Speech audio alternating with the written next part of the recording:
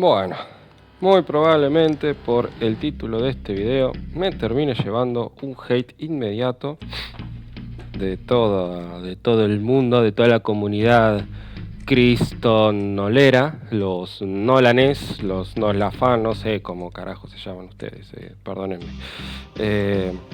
Pero, a ver, ¿han leído bien el título?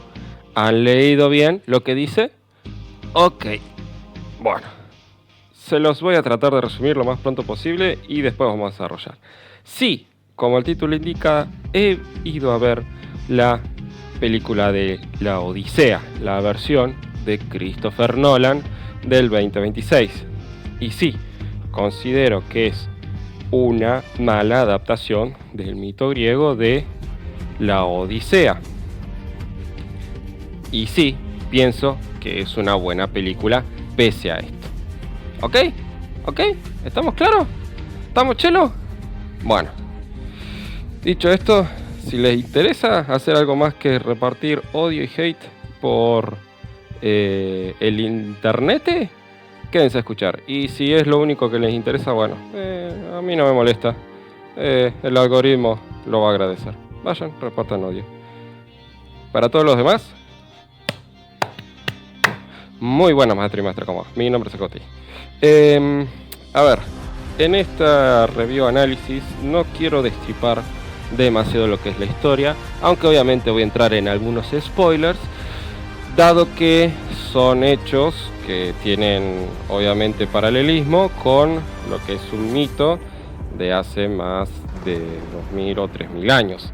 Así que discúlpenme si incurro en ciertas adelantamientos de lo que pasa en la película para aquellos que no la han visto y estaban buscando una opinión por la cual ir a verla. Pero entienda que lo que voy a decir no es nada que no esté en el mito griego, que si alguno de ustedes fue a la secundaria debería haber leído, aunque sea una vez y por obligación. Así que, repito, nada de lo que voy a decir, que podría ser considerado spoilers, sale de lo que se puede encontrar en el mito griego original. Bueno, no sé si original, pero la versión que nos ha llegado a nuestros días. Y si bien voy a describir un poco cómo es que el director Christopher Nolan interpreta estos hechos, tampoco voy a destriparlo demasiado porque nuevamente considero que como película es muy buena, con sus fallos, algunos no menores, pero que es muy buena. Así que si quieren ir a verla y después volver a este análisis, están en todo su derecho, y si no, bueno, quédense y escúchenme. Ok, ¿por qué considero que es una mala adaptación del mito? Principalmente por un pequeño problema que suele tener Christopher Nolan, y es que se emperna en tratar de relatar algunas cosas fantásticas y verosímiles como si fueran todas explicables científicamente. Esto donde creo que más se puede ver es en el tema de su trilogía de Batman, la cual considero que es extremadamente buena, salvo la tercera. Pero bueno, la trilogía de Batman de Christopher Nolan es muy muy buena, me parece genial, me parece una muy buena interpretación del murciélago. Y otra donde se puede también ver esto es en Interstellar y en Tenet. Interstellar, en su mayor parte no hay mayor problema, salvo hacia el final, con la explicación que da sobre por qué pudo atravesar la cuarta dimensión. Que a mí, sinceramente, cuando la vi, yo estaba en el mood y dije, más sí, o sea, esto parece más sacado de Star Wars. que es también una saga que mezcla ciencia ficción con fantasía, así que mándale mecha. No me molestó, pero que a su visión de netamente científico, medio que no. Que no, digamos que no vende. Y bueno, Tenten con el tema de los viajes en el tiempo, que dice que no son viajes en el tiempo, es retroceder, terminan siendo viajes en el tiempo, no jodamos, y terminan generando unas paradojas que, miren, hay videos de otros analistas explicando durante horas el por qué esa película tiene más agujeros que un colador, así que yo no voy a explayarme en eso. Con el que quiero decir con esta perorata, quiero decir que en un mito que se basa mucho en lo que es en los elementos fantásticos y en las intervenciones divinas, pero que muchísimo, él ha intentado darle una visión muy realista. Y en hacerlo, si bien ha construido cosas muy buenas, muy bonitas, sí, no vamos a negarlo, y una nueva forma de interpretar o ver ciertos elementos para transmitir el mensaje que él quería transmitir,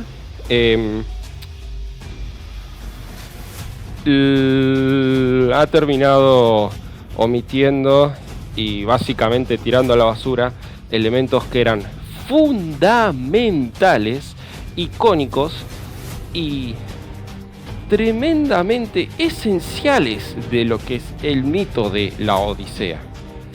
El caso más flagrante, y es el que voy a relatar porque es uno de los primeros que nos vamos a encontrar, y si sos un espectador que te pasa como a mí, que te gustaba mucho el mito griego, o te gusta todavía mucho el mito griego, y ibas esperando ver cómo representaba ciertas anécdotas, ciertos sucesos, este es uno de los primeros con los que te vas a chocar y digamos que puede que te saque de la peli. ¿De qué estoy hablando? Por ejemplo, del encuentro con Polifemo. El encuentro con Polifemo ha sido lapidado, ha sido destruido, ha sido aniquilado. Se ha cortado con una sierra, pero ni siquiera de carnicero, con una sierra de madera se cortó ese evento, digamos, esa saga, podríamos también decirle o llamarle, en lo que es el viaje de Odiseo en retorno a su querida isla Ítaca. Toda la astucia, toda que demuestra Odiseo, toda los ingenios que se esfuerza por realizar para poder escapar de esa situación extremadamente peliaguda, y encima no perdiendo, sino ganando, o aunque sea tratando de compensar las pérdidas de sus hombres con al menos una recompensa que les permita seguir el viaje. Todo eso fue reducido a: se encuentran con un bicho grande, tosco, torpe, feo, que nada más verlos los ataca y se los come. Y ya está. Y encima en todo este, digamos, intercambio, en todo este arco, podríamos decirle, Odiseo no queda como una persona sagaz, digna de elogio por parte de Atenea y otros dioses por su ingenio, por su capacidad de liderazgo, no solo por su capacidad de combate, por su capacidad de idear ardides que le permitan salir de estas intrincadas situaciones, sino que queda como un tipo que es un poco más ingenioso y listo que el resto, pero como está rodeado de brutos, digamos que el que lo hacen ver como que sabe reconocer qué piedras ruedan mejor que otra, y ya por eso se gana el elogio del resto de monos que lo están siguiendo. Estoy exagerando un poco, estoy reduciendo un poco, sí, pero sinceramente a eso han reducido ese encuentro, esas interacciones, esos diálogos. Estoy tomando un matecito. Sinceramente, ha sido horrible cómo han adaptado esa parte. Si lo comparamos con el mito griego y con otras adaptaciones que han habido de ese encuentro, digamos, con el hijo de Poseidón.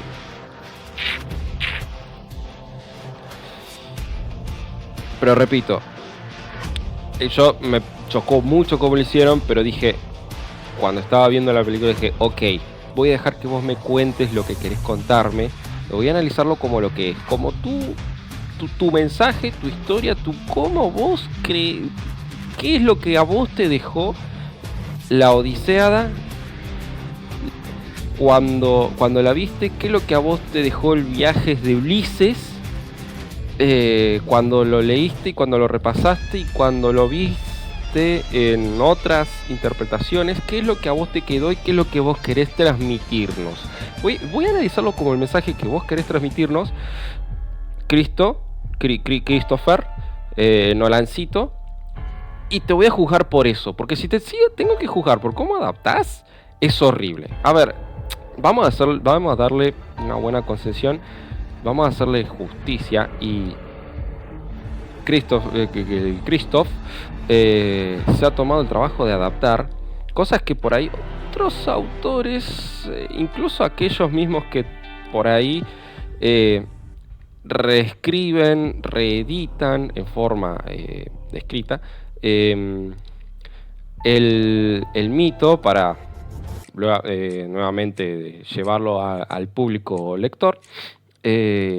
A veces suelen omitir, no suelen tenerlo en consideración, o se suele pasar muy por alto, muy rápido, y que son partes importantes de lo que hace al viaje del Ulises, del Odiseo. Así que, como puede ser el tema de la Tierra de los Gigantes, un encuentro bastante crudo, que creo que se alargó más de la cuenta, a mi parecer, pero bueno, entiendo que ha sido con la intención de representar la crudeza y alentar el desánimo de la tripulación, lo que empieza a coser el posterior motín y rebelión de la tripulación de Ulises.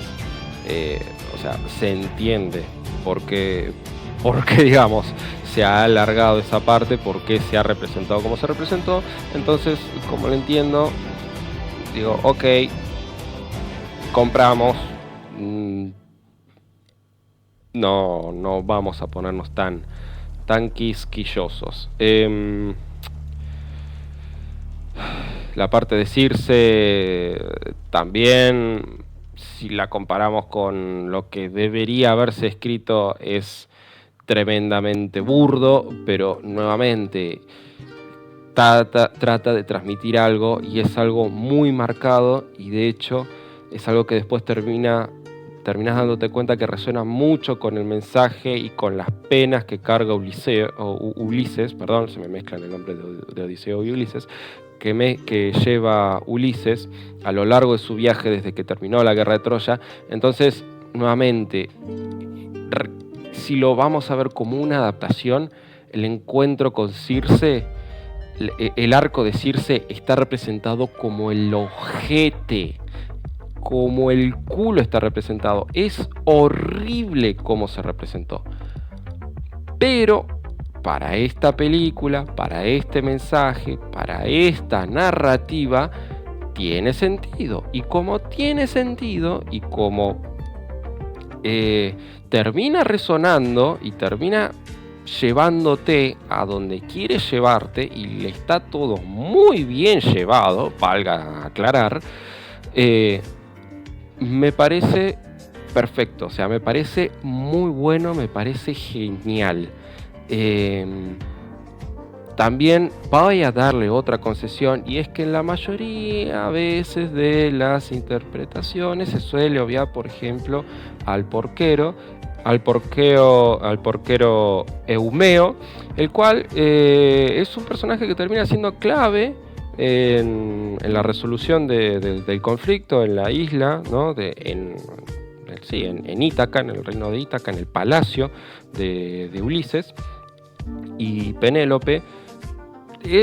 Termina siendo muy importante, y aparte es que hay que destacarlo porque en la literatura es uno de esos pocos ejemplos en los que hay un narrador que se refiere directamente al personaje. O sea, si se lee el mito como tal, si se lo lee escrito, incluso cantado, podría ser como en su época, el narrador se refiere a Eumeo como en segunda persona, como tú, le habla a él.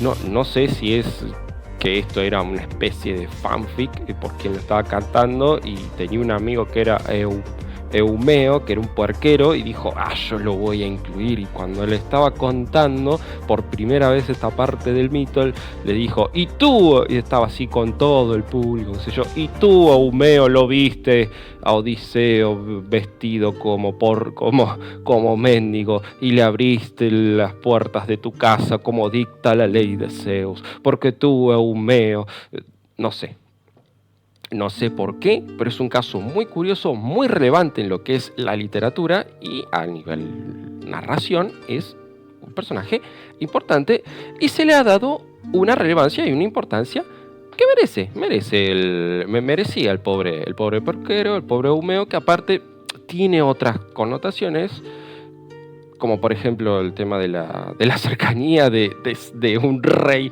con su pueblo, o sea, con una persona que vive oliendo mal porque cuida puercos, que vive entre la mugre, sucio, y que aún así le ha dado un lugar muy especial en su vida, lo ha apreciado mucho, incluso le ha enseñado cómo defenderse, cómo combatir, cómo cazar, ha estado con él, ha sido un amigo, y nuevamente, narrativamente, cumple un rol muy fundamental.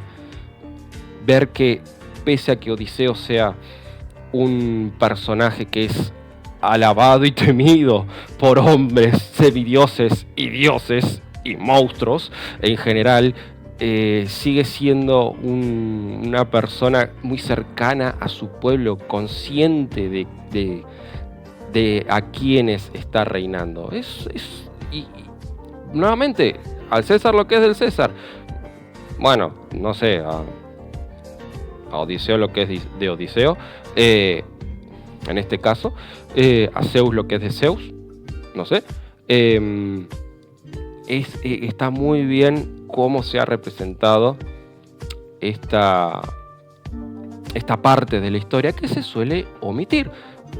En algunos aspectos, Nolancito hizo un muy buen trabajo en lo que es adaptación y lo que es narrativa. Y en otros, bueno, a ver, no todos podemos ganar siempre. La representación de Telémaco está muy bien lograda. Me encanta la actuación de Tom Holland.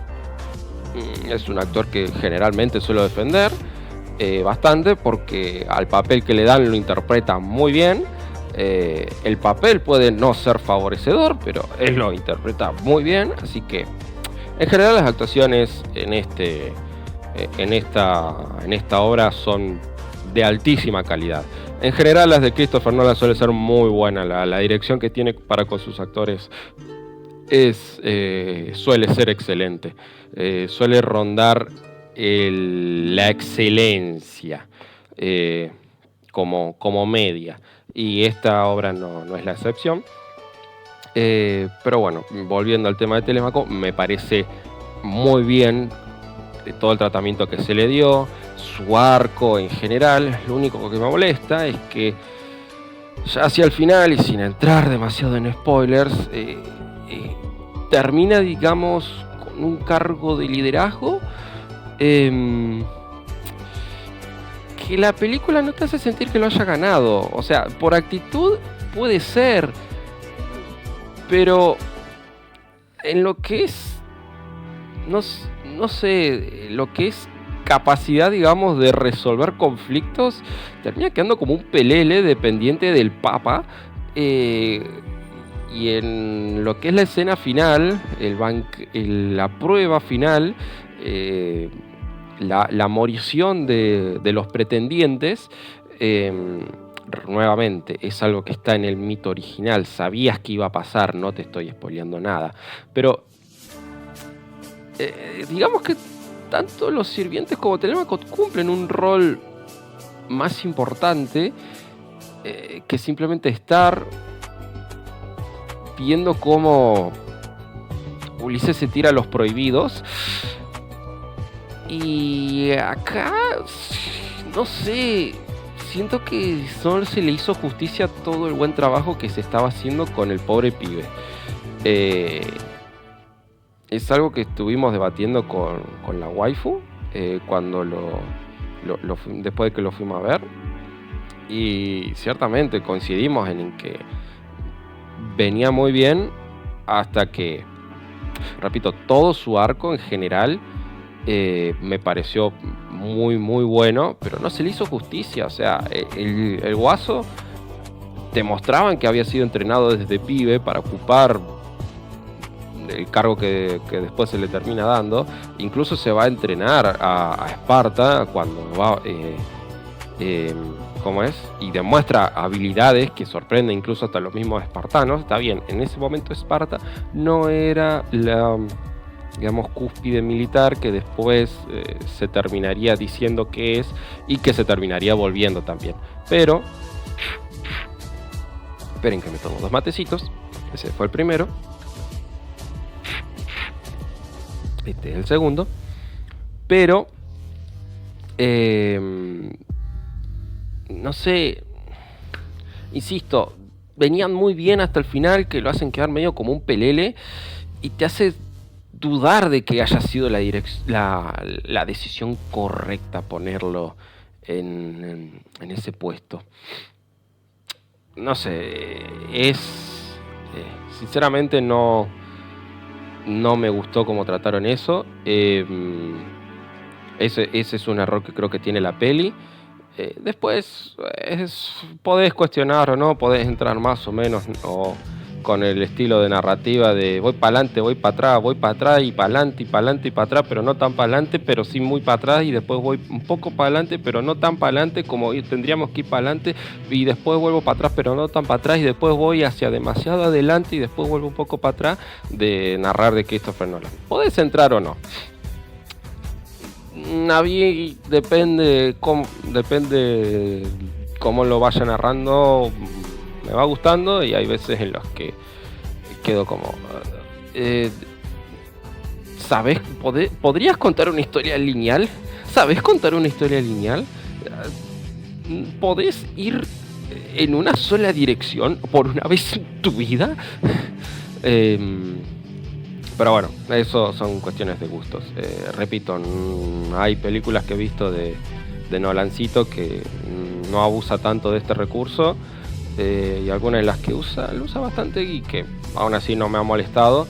Hay otras en las que me revienta los huevos.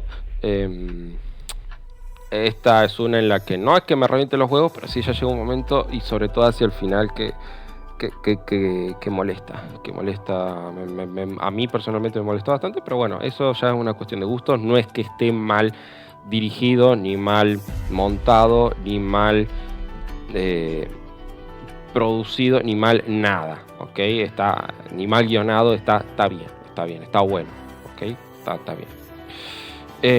Con lo que sí tengo bastante que decir es el hecho de que, a ver, hay cosas que evidentemente se nota que han reducido, en parte para darle ese toque más realista que buscaba el director, y en parte para acotar lo que es costes de producción, como el tema del encuentro del Hades, que terminó siendo reducido a vamos a una playa y esto, hola, esto es el Hades, que se nota que ha sido para tratar de reducir un poco los costes de producción, porque, a ver, no sé cuánta plata se habrán gastado para tratar de construir un barco a escala real y ponerlo en el agua,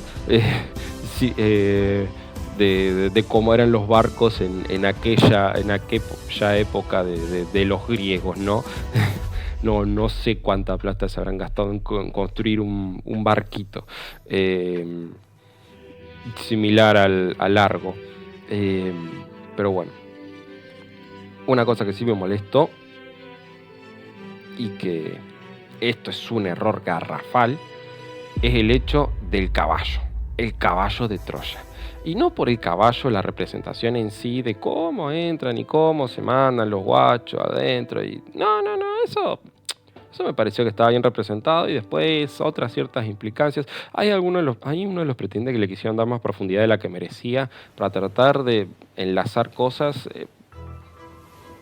Sinceramente siento que no hacía falta, ya era detestable de por sí.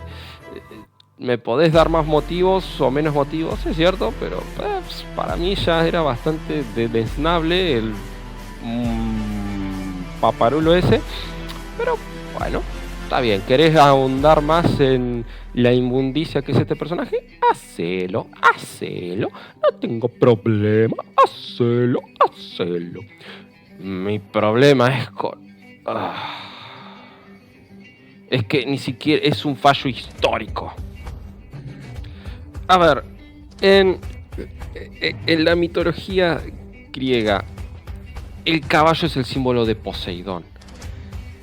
Poseidón, en el momento que quiere ganarse el favor de Atenas, como regalo a los hombres, le da el caballo, les da los primeros caballos a los hombres como regalo, tratando de comprarse a quienes después terminarían poniendo Atenas a la ciudad en nombre a la diosa Atena, lo cual no le terminó de gustar mucho. Pero bueno, el caballo es el símbolo de Poseidón, y el dios principal de Troya es Apolo. Si bien también a ellos adoraban a Atenea, y también adoraban también adoraban con bastante fuerza a Afrodita y Ares. Sus dioses principales eran Apolo. Apolo era su dios principal. De hecho, Atenea estaba bastante en contra de los... ¿Cómo es? De los troyanos. Es más, Atenea apoyaba mucho a lo que eran los héroes, ya sean semidioses o no, de los aqueos, es decir, de los que invadían Troya. Y se hace mucho énfasis en que los troyanos tenían un templo a Atena y le hacen el caballo como ofrenda para Atenea. Eso está mal, y ya no es simplemente adaptar el mito, eso es histórico. O sea, hicieron una investigación del carajo para poder representar como se debía las casitas, las costumbres, las leyes, la forma de hablar, las armaduras, las vestimentas, que el chirimbolo, que los nombres, que la acá, que la allá, que las referencias. Le pusieron incluso a un perro Argos, le pusieron Argos como el mítico barco en el que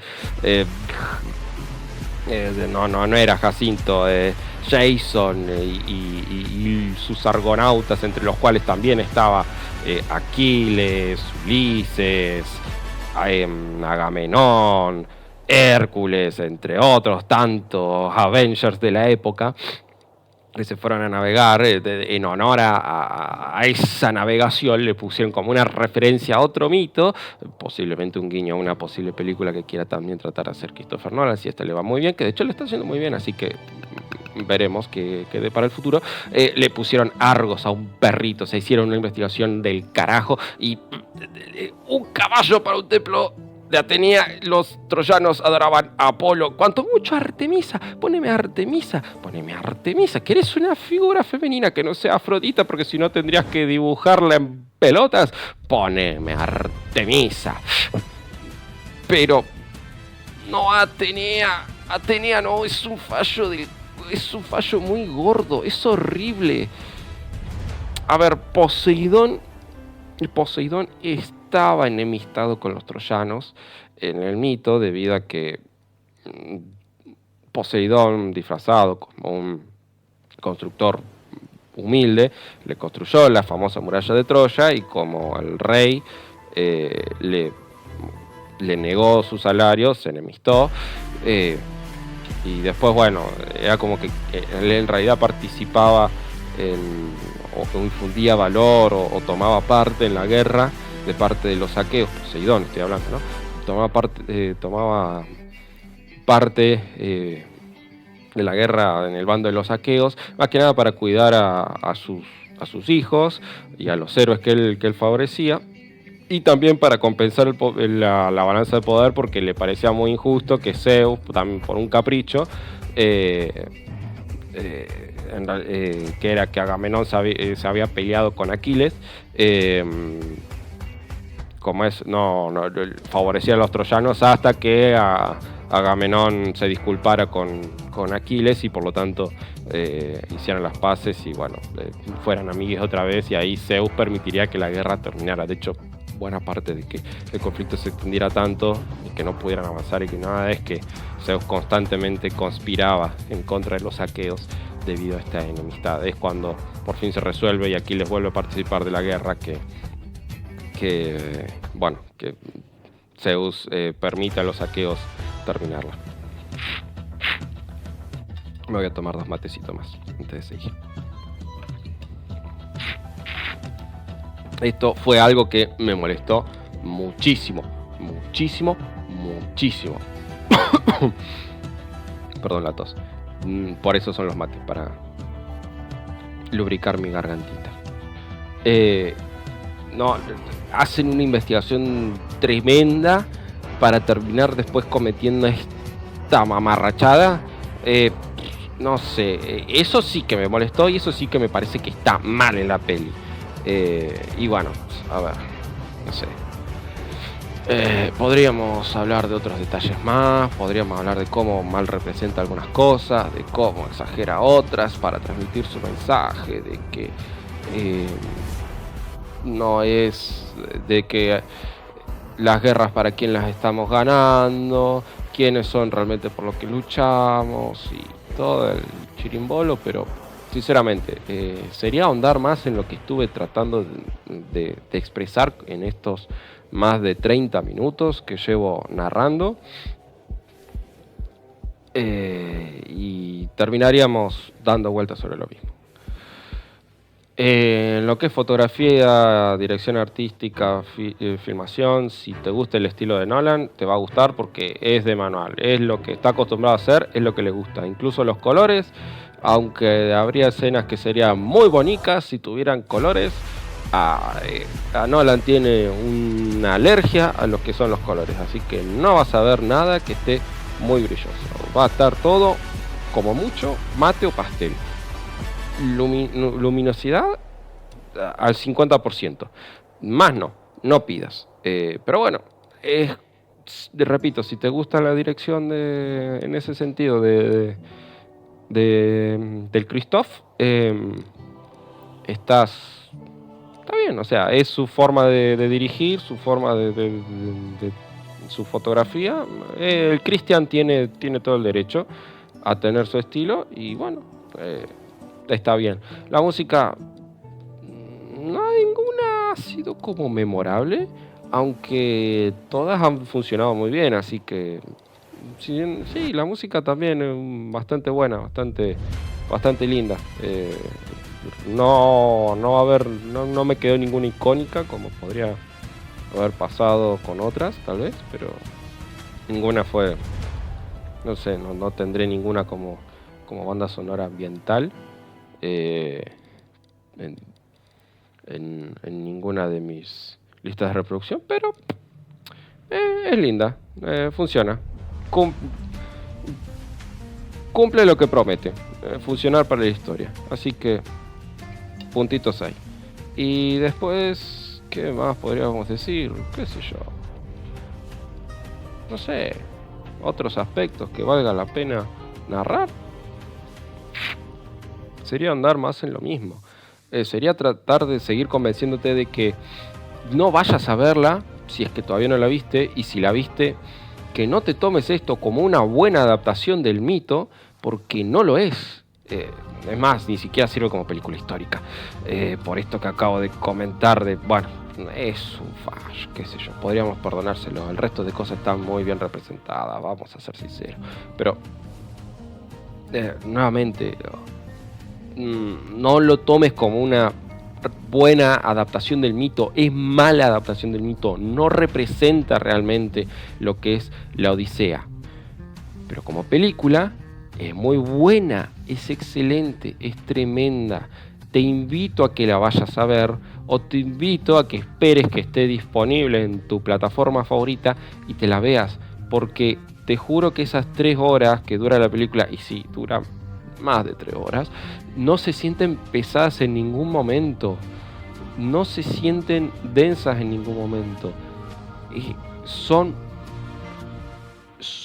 una muy buena inversión de tu tiempo, créeme, es muy buena película, es tremenda película. Si bien he tirado cosas que no me han gustado, y si bien las he recalcado, también he tratado de mencionar cosas que sí hicieron muy bien, porque en serio me parece una película genial, me parece una película excelente.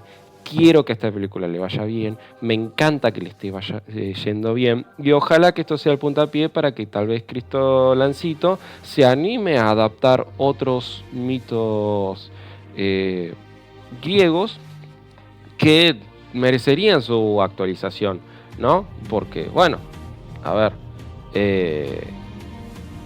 la película original de la Odisea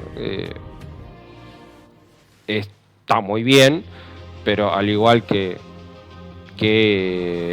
o sea, que pasaba con otras películas de su época, debido a sus limitaciones técnicas, no podían adaptar todo lo que les hubiera gustado, tenían que improvisar muchas cosas, y ver cómo resolvían otras de lo que era el mito, y bueno, también hacían que varias cosas se quedaran en el tintero, ¿no? Pero bueno, nuevamente, estaría Gucci, estaría Flama, estaría chelo poder ver cómo la visión del director de otros mitos.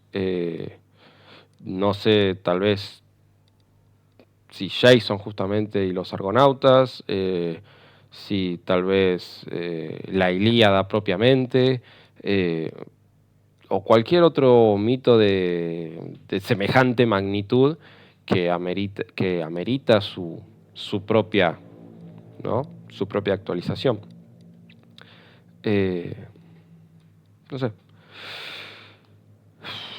Supongo que no hay nada más que decir. Excepto que ¿por qué me lo omiten Aquiles? O sea, esto es un error que cometen, incluso lo comete hasta el mismo Jorge Rivera, el de Epic.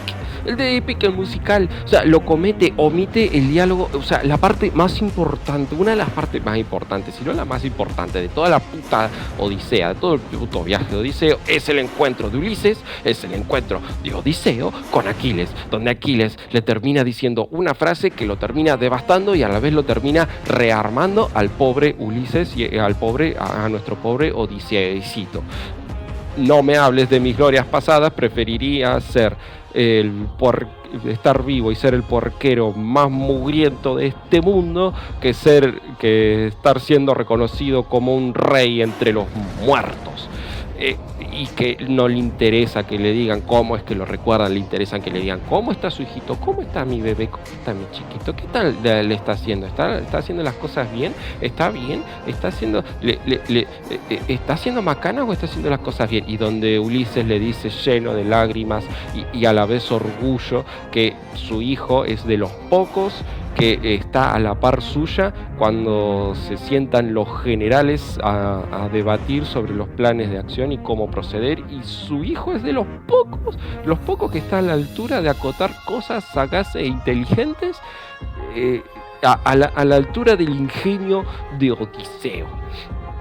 Y es ahí donde él se retira a seguir sufriendo por la eternidad, lleno de orgullo pero aliviado de que por fin dejó que el legado que verdaderamente merecía la pena dejar en este mundo está proliferando, verdaderamente está yendo por el buen camino de la virtud. No, en serio, es de las cosas que más me ha tocado cuando yo tuve que leer y releer este maravilloso mito que sigue siendo relevante a día de hoy, y lo omiten completamente para mostrar su mensaje de la guerra es mala, ay, no merecemos, fijémonos qué hacemos con la guerra, porque al final la guerra nos va a terminar destruyendo y separando y bla bla bla bla bla bla bla. No. Si hay cosas que no puedo perdonar cuando se adapta esta obra, es la omisión del diálogo de Odiseo. No se puede con Aquiles. No se puede omitir el diálogo de Aquiles con Ulises. Y pusieron el diálogo de Agamenón un poco a su manera, pero lo pusieron y me pareció fantástico, me pareció muy bueno, porque es algo que suelen obviar también, como suelen obviar el diálogo de Aquiles, suelen obviar el diálogo de Agamenón. Van de la junto, primero está Agamenón, después está Aquiles, en el orden de las personas con las que se encuentra el buenito y el pobrecito de Ulises. Pusieron el diálogo de Agamenón y yo estaba ilusionado porque digo, y van a representar el diálogo de Aquiles. ¿A qué actor habrán puesto para representar a Aquiles? No, ¿sabés qué? Aquiles lo vamos a dejar en una mención al pasar así como tirando nombres aleatorios, Axax, este otro pringado, este mamelúfilo, Aquiles, y este otro pelagato que no conoce ni su madre. O sea, el rey de los mirmitones vale menos que el pobre papanata que utilizaron de carnada para atraer a los troyanos al caballo.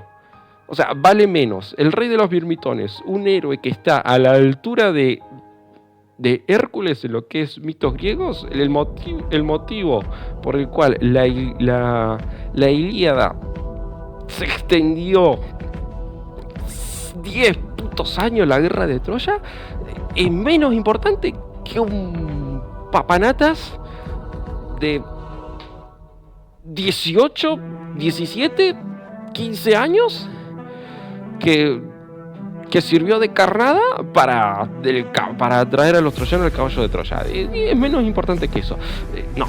Eso sí que no lo puedo perdonar, y eso sí que le resta muchísimos puntos, ya sea como película o ya sea como adaptación. No, eso está mal. Maestro y maestra, que Dios lo bendiga, si lo creen Dios. La verdad, mucha suerte. Nos vemos en el próximo video y vayan a verse la Odisea. Y si no, aunque sea, búsquense un audiolibro. Si no la escucharon, no la leyeron, no saben qué carajo es la Odisea, gente, culturícense un poco y aunque sea, pónganse un audiolibro mientras están trabajando, mientras están limpiando la casa, mientras están haciendo cualquier boludez. Se pueden poner un audiolibro. Yo a veces me pongo audiolibros mientras estoy trabajando. Es una sana costumbre, créanme, no distraen demasiado. Dependiendo de la tarea que tengas que hacer, a lo sumo lo pausás, atendés tus cosas, después retomás y te hace bien, te culturizás un poco, y créanme, a día de hoy la Odisea sigue siendo relevante. Así que háganme caso y váyanse aunque sea a escucharse, o si no, léanse antes de acostarse, aunque sea un capitulito o medio capitulito de la Odisea, se la terminan.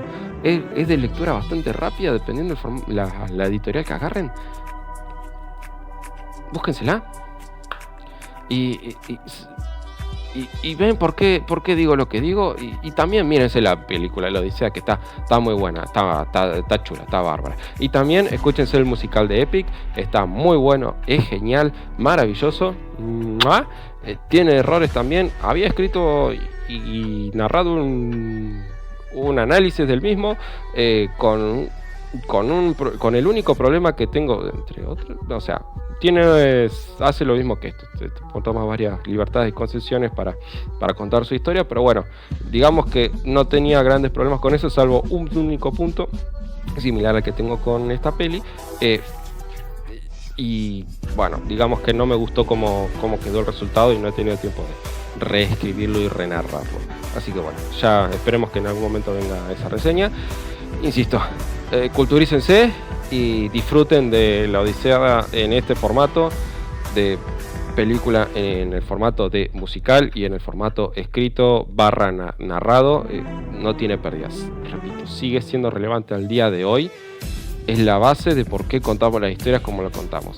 Créanme, no se van a arrepentir de meterse y sumergirse, ya sea por primera vez o ya sea nuevamente, en ninguno de sus formatos, en esta historia.